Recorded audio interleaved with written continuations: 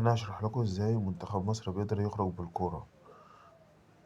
بُص الكورة مع منتخب جنوب أفريقيا، بُص الضغط، محمد صلاح ومرموش وتريزيجيه وزيزو قلبين لعمق الملعب عشان الاتنين بتوع الديفندرين اللي بيلعبوا بتوع جنوب أفريقيا في نص الملعب. الكورة دلوقتي مع الحارس، بُص محمد صلاح هيروح يضغط على المدافع، مش هيجبره إن هو يروح يلعب على الطرف، هيطلع له محمد هاني، هتتجبر الكورة هتترد لينا، هترجع تاني.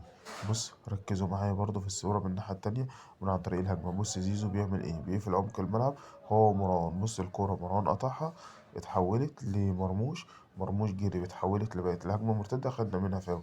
بُص نفس الكورة بقى هنا بقى أراها مدرب جنوب أفريقيا إن إحنا بقينا في ثغرة ورا محمد هاني. بُص دي كانت هجمة لصلاح ما عرفش يستغلها.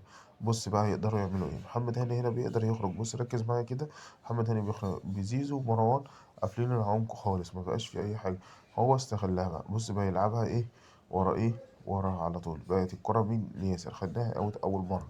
هُم هيركزوا في الكرة دي عشان الكرة دي سبب التحول في المباراة اللي هُم هيلعبوا عليها. بُص نفس الكورة هيلعبها، اللاعب هيعدي من ياسر عشان ياسر اتأخر، محمد هاني هينضغط عليه ياخد إنذار. تمام، وما تنساش تدعمنا بلايك وتقول لنا إيه رأيك في أداء المنتخب الوطني. شكرًا ليكم، معاك كابتن جو.